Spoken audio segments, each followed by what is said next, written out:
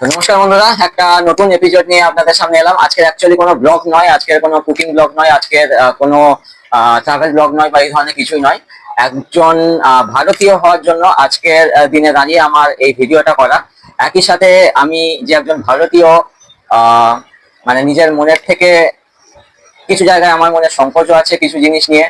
আমার আপনারা আইদার মানে সবাই আশা করি সবাই জওয়ান মুভিটা দেখেছিলেন, যেখানে শাহরুখ খান একদম মুভির লাস্টে এসে কিছু কথা বলেছিল কি আমি একজন ভারতীয় নাগরিক, আমার ভোটে এখানে একটা সরকার গঠন হয়। তো আমার জিজ্ঞাসা করার অধিকার আছে কিছু কিছু জায়গায় কি অ্যাকচুয়ালি আমার জন্য সরকার কি করছে।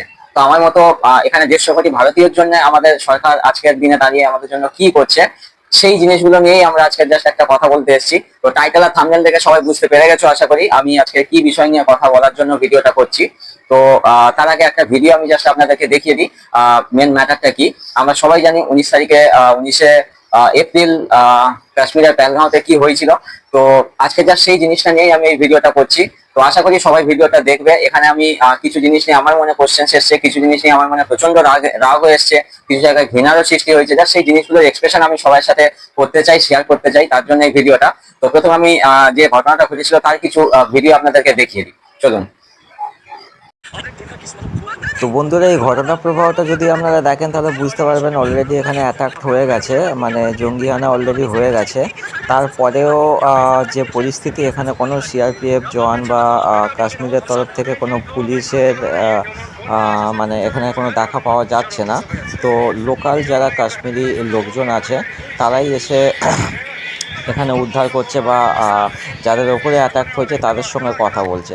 তো এখানেও একটা প্রশ্ন আসে, তো এত বড় একটা অ্যাটাক হয়ে যাওয়ার পরেও কেন এখানে কোনো পুলিশ বা সিআরপিএফ এখনও পর্যন্ত এসে পৌঁছায়নি যেখানে এত বড় একটা অ্যাটাক হয়েছে? তো সবাইকে দেখালাম বন্ধুরা অ্যাকচুয়ালি কি ওখানে ঘটেছিল, এটাই আমাদের সোশ্যাল মিডিয়ায় এখন খুব বেশি চলছে। কি হয়েছিল কি না হয়েছিল, আমাদের সবার কাছে বন্ধুরা কাশ্মীর একটা মানে স্বপ্নের ড্রিম মানে ডেস্টিনেশন বলতে পারেন। তো আমরা কাশ্মীরে মানে সবাই চাই কাশ্মীরে একবার হলে অন্তত কাশ্মীর ঘুরে ঘুরে আসার। বাট আমাদের ভূস্বর্গ যখন নরকে পরিণত হয় তখন ঠিক এই ধরনেরই একটা জিনিস আমাদের এখানে তৈরি হয়, সেটাই আমি আপনাদেরকে দেখালাম। তো বন্ধুরা, এখানে আমাদের এখন পর্যন্ত যেটা মিডিয়ার খবর অনুযায়ী টোটাল 27 জনের মৃত্যু হয়েছে, এটা সরকারি হিসাবে। কিন্তু বেসরকারি হিসাবে কতজনের অ্যাকচুয়ালি মৃত্যু হয়েছে তার কোনো হিসাব নেই। তো যেটা আমরা মিডিয়া থেকে জানতে পেরেছি বা খবরের বিভিন্ন নিউজ চ্যানেল থেকে আমরা জানতে পেরেছি কি এটা পাকিস্তানের একটা জঙ্গি গোষ্ঠী আইএসআই এর মদতে এই জিনিসটা করানো হয়েছে, যেখানে কিছু মানে নিরীহ মানুষ যারা হয়তো ঘুরতে গেছিল, তারা 10 মিনিট আগেও জানতো না তাদের সঙ্গে কি হতে চলেছে, সেখানে এই ধরনের একটা ঘটনা ঘটে গেল। তো একজন ভারতীয় হিসাবে আমি চাইবো পাকিস্তান যদি এই মানে ঘটনার জন্য মেন কালপ্রিট হয় তাহলে পাকিস্তানকে শেষ করে দাও। আমার ভারতীয় ভাইয়ের যদি এতখানি রক্ত খরচা হয়েছে তাহলে পাকিস্তানে তার জন্য একটা স্টেট পুরো শেষ করে দাও। একটা স্টেট শেষ করে দাও, যদি আমাদের মনের আশা না মেরে তাহলে আরো 10টা স্টেট শেষ করে দাও। কিন্তু কোন রকম ভাবে রেয়াত করো না। তো আমি আমার সরকারের কাছে অবশ্যই এটাই চাইবো, সবাই সেটাই চাইছে।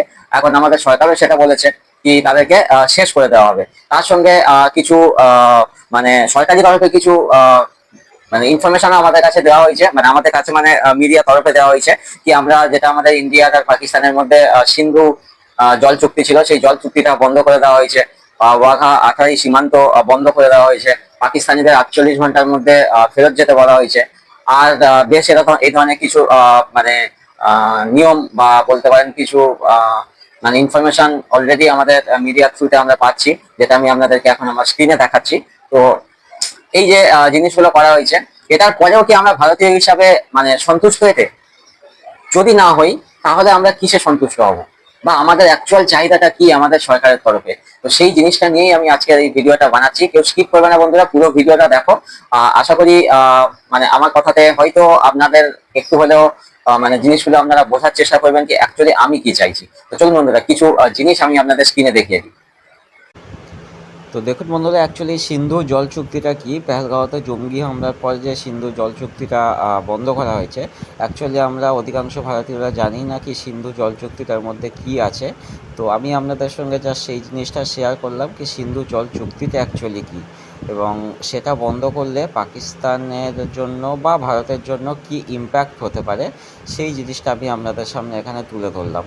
তো এটা সময় নিয়ে একটু পড়বেন নিজেদের মানে স্বার্থে, মানে নিজেদের বোঝার স্বার্থে, তাই এই জিনিসটা আপনাদের সঙ্গে শেয়ার করলাম। তো চলুন বন্ধুরা, পুরোটা পড়ে নিন, তারপরে আবার আমি ভিডিওতে ফিরছি।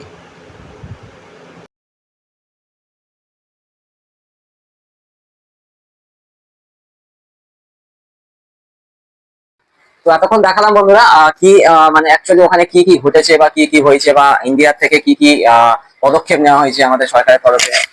কিছু পদক্ষেপ পাকিস্তানের তরফেও নেওয়া হয়েছে, মানে ইন্ডিয়া যখন জল চুক্তি বন্ধ করেছে বা এই ধরনের করেছে, তখন পাকিস্তানের তরফেও কিছু চুক্তি নেওয়া হয়েছে। এখন বন্ধুরা আমার মনে যে প্রশ্নগুলো এসেছে আমি just সেই জিনিসগুলো আপনাদের সঙ্গে শেয়ার করি। প্রথম কথা, আমাদের ইন্ডিয়ার এই মুহূর্তে আর্মি সংখ্যা হচ্ছে অলমোস্ট 13 লাখ। তো যেটা আমরা সবাই জানি, এই 13 লাখের মধ্যে অলমোস্ট 50%-এরও বেশি পরিমাণ আর্মি, ইন্ডিয়ান আর্মি মোতায়েন থাকে সবসময় কাশ্মীরে। তো এত বড় একটা জঙ্গি নাশকতা হচ্ছে। যতদূর আমার কাছে আইডিয়া আছে, কি এলওসি থেকে পেহেলগাঁও দূরত্ব হচ্ছে অলমোস্ট 300 কিলোমিটার। তো 300 কিলোমিটার পেরিয়ে 4জন বা 5জন আতঙ্কবাদী, সন্ত্রাসবাদী তারা চলে এলো পেহেলগাঁওতে। নিশ্চিত এটা মানে সকালে ঘুম থেকে উঠলো, বাড়ি থেকে বেরিয়ে গেল গোটা মতো AK-47 বা কিছু মেশিন গান নিয়ে নিয়ে পেহেলগাঁওতে চলে এলো, এসে গুলি করে দিল, মেরে দিল। প্রবলেমটা এই জায়গাটায় বন্ধুরা, আমাদের ইন্ডিয়ান ইন্টেলিজেন্স কি কিছুই জানতো না? আমাদের গোয়েন্দারা কি কিছুই জানতো না? আমাদের সরকারের কাছে বা আমাদের ইন্ডিয়ান আর্মির কাছে বা জম্মু কাশ্মীর পুলিশের কাছে কি অ্যাডভান্স কোনো খবরই ছিল না? যেখানে আমরা সবাই জানি কাশ্মীরে সবসময় ভিড় থাকে, বিশেষ করে পেহেলগাঁও, যেটা কাশ্মীরের মধ্যে একটা খুব মানে মানে জনপ্রিয় টুরিস্ট স্পট। অলমোস্ট সেখানে সবসময় 1,500-2,000 লোক টুরিস্ট মানে সবসময় থাকে। তো এইরকম একটা জায়গায় আমাদের ইন্ডিয়ান আর্মি কেউ ছিল না। আপনাদেরকে আমি স্ক্রিনে দেখাই বন্ধুরা, কতটা ডিস্টেন্সে এখান থেকে সিআরপিএফ এর ক্যাম্প আছে। যদি এতটা ডিস্টেন্সে সিআরপিএফ এর ক্যাম্প থাকতো, তাহলে হিসাব করে যদি আমরা দেখি, ওখান থেকে যদি মানে যেখানে হেলিপ্যাডেরও ব্যবস্থা আছে, তো হেলিপ্যাডেও করে যদি সিআরপিএফ চলে আসতো, তাহলে খুব বেশি হলে ওখান থেকে হয়তো 2 থেকে 3 মিনিট সময় লাগতো। যেখানে যেটা মিডিয়া বলছে কি জঙ্গিরা মানে সন্ত্রাসবাদী, আতঙ্কবাদী যারা হোক, যেটাই যা যে যে হিসাবে নাও, ওরা এলো, এসে ওখানে টুরিস্টদেরকে এক এক করে জিজ্ঞেস করলো, তুমি হিন্দু, তুমি মুসলিম, তুমি মানে কোন ধর্মের, এত কিছু জিজ্ঞাসাবাদ হলো। তারপরে কিছু কিছু মিডিয়া থেকে দেখানো হচ্ছে কিছু জনকে সাইড করে দেওয়া হলো, কিছু জনকে হিন্দুদেরকে এক সাইড করে দেওয়া হলো, মুসলিমদেরকে এক সাইড করে দেওয়া হলো। আর আমাদের খুব জনপ্রিয় নিউজ চ্যানেল, সবাই আমরা জানি, সেখানে দেখানো হয়েছে কি কিছু লোকের নাকি প্যান্ট খুলে চেক করা হয়েছে কি তারা হিন্দু না মুসলিম।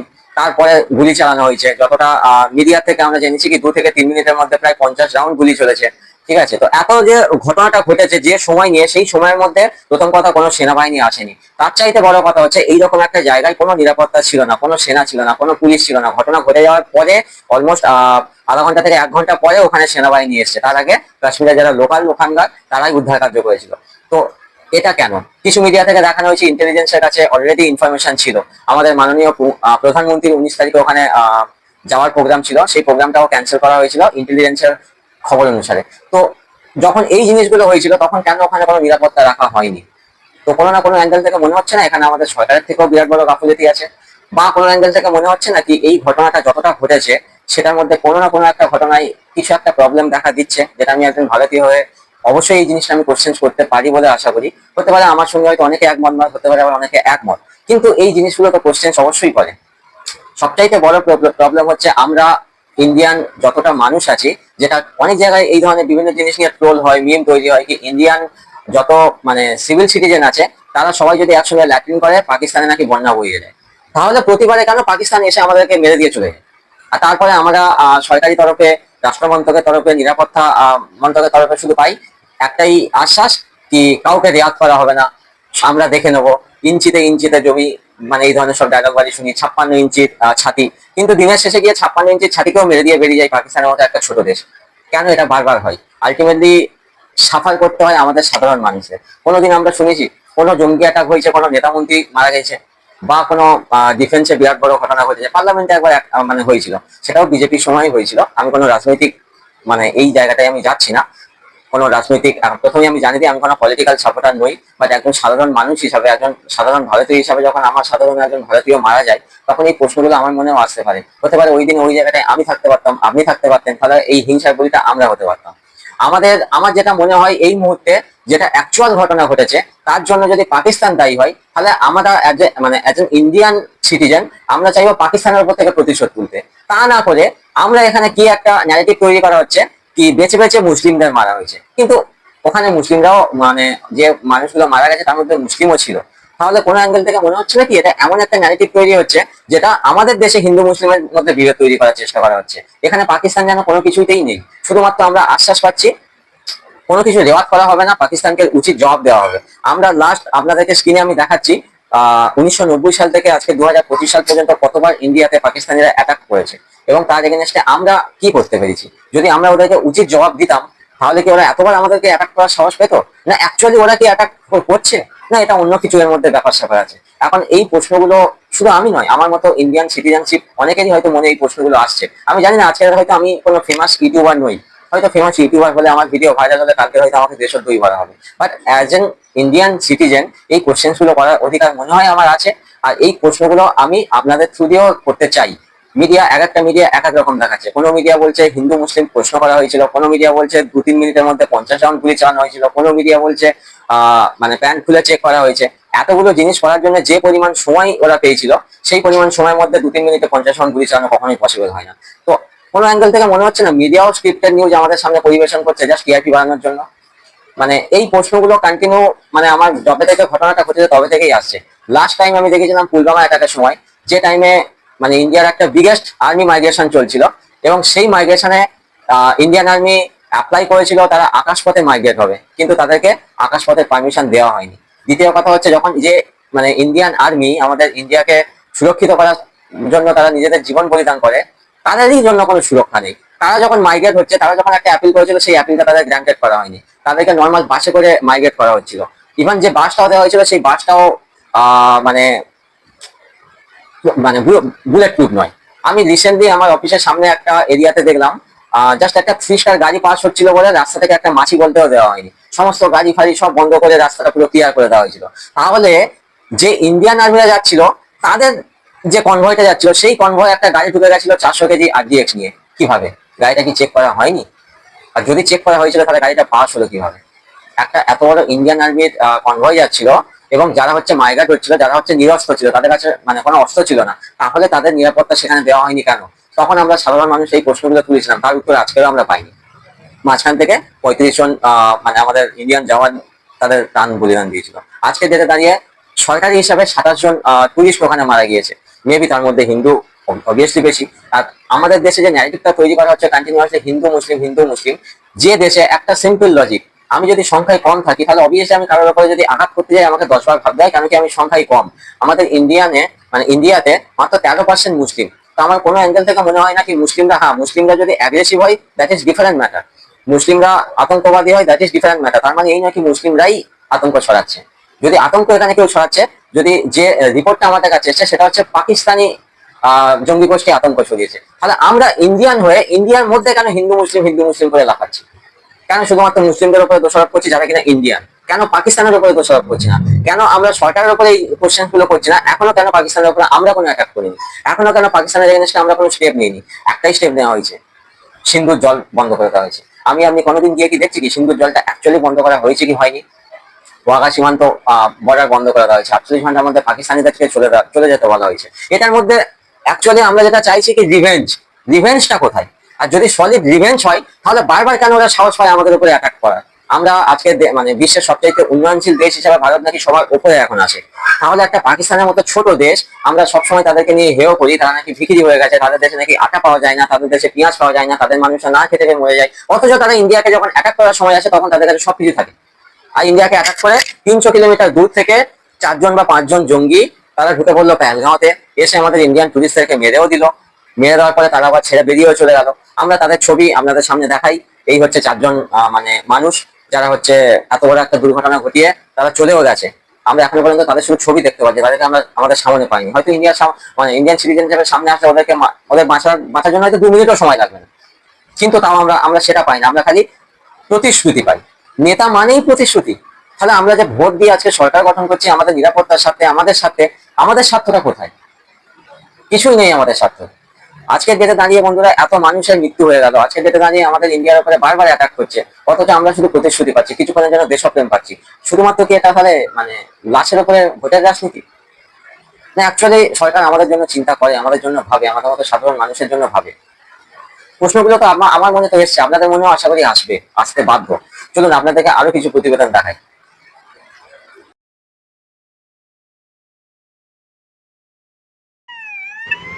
বন্ধুরা, এটাই আমাদের কান্ট্রি। দেখুন, দেশের মন্ত্রী যখন যায় তখন মাছি গলার কোনো জায়গা থাকে না, আর আর্মিরা যখন যায় তখন তারা মানে তাদের জন্য কোনো নিরাপত্তা থাকে না। তো এর চাইতে দুঃখের বিষয় আমাদের দেশের জন্য আর কী হতে পারে। তো তারই একটা ছোট্ট প্রতিবেদন জাস্ট আপনাদের সামনে দেখালাম, যেটা পুলওয়ামা অ্যাটাকের সময় হয়েছিল।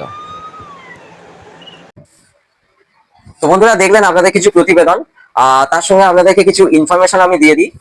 1990-এ কাশ্মীরি হিন্দুদের যে নির্বাচন দেওয়া হয়েছিল, প্রধানমন্ত্রী ভিপি সিং বিজেপি সমর্থিত, মুখ্যমন্ত্রী ছিল জম্মু কাশ্মীরের ফারুক আবদুল্লাহ। 1999 সালে হয়েছিল কার্গিল যুদ্ধ, প্রধানমন্ত্রী ছিল অটল বিহারী বাজপেয়ী। 1999 সালে IC-814 বিমান অপহরণ হয়েছিল, প্রধানমন্ত্রী ছিল অটল বিহারী বাজপেয়ী। 2000 সালে পেহেলগাম হামলা, 30 জন নিহত হয়েছিল, প্রধানমন্ত্রী ছিল বাজপেয়ী, মুখ্যমন্ত্রী ছিল জম্মু কাশ্মীরের ফারুক আবদুল্লাহ। 2001 সালে হয়েছিল সংসদ হামলা, প্রধানমন্ত্রী ছিল বাজপেয়ী। 2002 সালে হয়েছিল অক্ষরধাম মন্দির হামলা, সেখানেও প্রধানমন্ত্রী ছিল বাজপেয়ী, মুখ্যমন্ত্রী ছিল গুজরাটের নরেন্দ্র মোদী। 2016 সালে হয়েছিল পাঠানকোট হামলা, প্রধানমন্ত্রী ছিল নরেন্দ্র মোদী, মুখ্যমন্ত্রী ছিল প্রকাশ সিং বাদল। 2016 সালে উরি হামলা, 19 জন সেনা শহীদ হয়েছিল, প্রধানমন্ত্রী ছিল মোদী, মুখ্যমন্ত্রী ছিল মেহবুবা মুফতি জম্মু কাশ্মীরে। 2017 সালে অমরনাথ যাত্রা হামলা হয়েছিল, সেখানেও প্রধানমন্ত্রী ছিল মোদী, মুখ্যমন্ত্রী ছিল জম্মু কাশ্মীরের মেহবুবা মুফতি। 2019 সালে পুলওয়ামা বিস্ফোরণ, প্রধানমন্ত্রী মোদী, রাষ্ট্রপতি শাসন চলছিল। 2025-এ পেহেলগাঁও হামলা, প্রধানমন্ত্রী নরেন্দ্র মোদী, রাষ্ট্রপতি শাসন চলছে জম্মু কাশ্মীরে। বারবার এত জঙ্গি হামলা হচ্ছে একমাত্র বিজেপির শাসনকালে, কেন? প্রতিবারে আমরা আশ্বাস পাই কোনো রেওয়াজ করা হবে না, কাউকে ছাড়া হবে না। আমার প্রশ্ন হচ্ছে, আগে তো তুমি ধরো, তারপরে ছাড়ো। তুমি তো এখনো ধরেই উঠতে পারোনি স্যার, তাহলে তুমি ছাড়বে কিভাবে? কারণ কি, যদি তুমি ধরে নিতে পারতে, তাহলে মনে হয় না এতবার অ্যাটাক আমাদের দেশে বারবার পাকিস্তানের থেকে আসতে পারতো। আজকের ডেটে একটা যদি কনভয় যায়, প্রধানমন্ত্রী, মুখ্যমন্ত্রী বা কোনো সরকারি আমলা, তাহলে রাস্তায় মাছি গলার মানে কোনো অবকাশ থাকে না, এত পরিমাণ তার সিকিউরিটি থাকে। আর যখন আর্মিরা মাইগ্রেট হয়, তাদের জন্য কোনো সিকিউরিটি থাকে না। যখন টুরিস্ট অ্যাটাক হয়, তার জন্য কোনো সিকিউরিটি থাকে না। আর দিনের শেষে কাউকে রেয়াত করা হবে না। কিছু কিছু মিডিয়া আবার দেখাচ্ছে খেলা শুরু হয়ে গেছে। খেলা অলরেডি শুরু ওরা করে দিয়েছে, খেলায় ওরা জিতেও যাচ্ছে। খেলায় প্রতিবারেই আমরা হেরে যাচ্ছি। হতে পারে পাকিস্তান খেলায় জিতে যাচ্ছে, আর না হলে আমাদের মতো কিছু বোকা পাবলিক, যারা প্রতিবারে হেরে যাচ্ছে খেলাতে। আর খেলায় জিতে যাচ্ছে কিছু শিয়ানা রাজনীতিবিদ, আর কিছুই নয় বন্ধুরা। তো এর চাইতে মানে নির্মম, এর চাইতে একটা খারাপ সিচুয়েশন আমার মনে হয় না ভারতবর্ষে আগে কখনো এসেছিল। আর ভবিষ্যতে যদি এইরকম চলতে থাকে, তাহলে আমার মনে হয় না দেশে আমরা মানে বিশ্বে আমরা এইরকম একটা গৌরবের সঙ্গে বলতে পারবো কি আমরা ভারতবাসী। আর সবার শেষে একটা কথা বলতে চাই বন্ধুরা, যে ঘটনাটা ঘটেছে এর চাইতে তো মর্মান্তিক ঘটনা কি হতে পারে। তো আমি শোকস্তব্ধ। তো আমি খুবই জিনিসটা খুব খারাপ, খুব নিন্দনীয়। জম্মু কাশ্মীরের এই যে জঙ্গি হানাতে যারা মারা গিয়েছে, তাদের পরিবারের প্রতি আমার সমবেদনা। যারা আহত আছে তাদের দ্রুত আমি আরোগ্য কামনা করছি। আর চাই কাশ্মীর যেমন আমাদের ভারতবর্ষের ভূস্বর্গ ছিল সেইভাবেই থাকুক, আবার আমরা সবাই মানে খোলা মনে কাশ্মীর ঘুরতে পারি।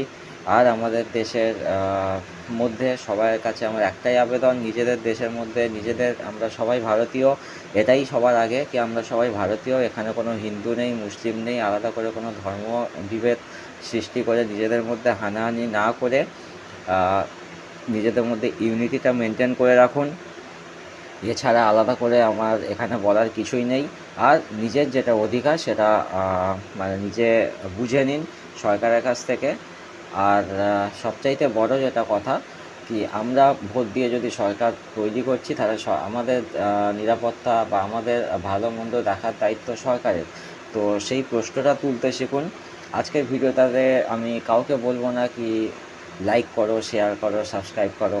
যদি আমার কথাগুলো আপনাদের কাছে মনে হয় কি যুক্তিযুক্ত, তাহলে ভিডিওটা শেয়ার করুন, যাতে আমাদের দেশের মধ্যে এই যে হিন্দু মুসলিম বিভেদটা সৃষ্টি হচ্ছে, যার ফলে ভবিষ্যতে যদি এটা থেকে এটা বড় আকার ধারণ করে, তাহলে সেটা আমাদের নিজেদেরই খুব মানে প্রবলেমের কারণ হয়ে দাঁড়াবে। তো সেই জিনিসটা করবেন না, আপনাদের কাছে এটা আমার অনুরোধ। সবাই যেমন আমরা প্রথম থেকে ছিলাম সেইভাবেই থাকি। আমাদের দেশ ভারতবর্ষ, সেটাকে আমাদের দেশের মতো করেই রাখি। সেখানে এই যে ভয়ঙ্কর অরাজনৈতিক মানে অরাজকতা বলছি আমি, অরাজকতা সেটা যেন না হয়। এটাই আমার মানে ভিডিওর মেন উদ্দেশ্য। যদি যে আসল দোষী, সেই দোষীকে ধরে তাদেরকে শাস্তি দাও, এটাই আমাদের মানে মেন চাহিদা। সেটা পূরণ হলেই আমরা খুশি। আমরা যেমন ছিলাম তেমনভাবেই থাকবো। তো সবাই খুব ভালো থাকবেন, সুস্থ থাকবেন, আর নিজেকে সেভ রাখবেন। তো আজকের ভিডিওটা এই পর্যন্তই বন্ধুরা, আবার দেখা হবে নেক্সট ভিডিওতে। আর যদি এই ভিডিওটা ভালো লাগে তো আমাকে কমেন্ট করে জানাবেন, আমি নেক্সট বার নিয়ে আসবো। ধন্যবাদ।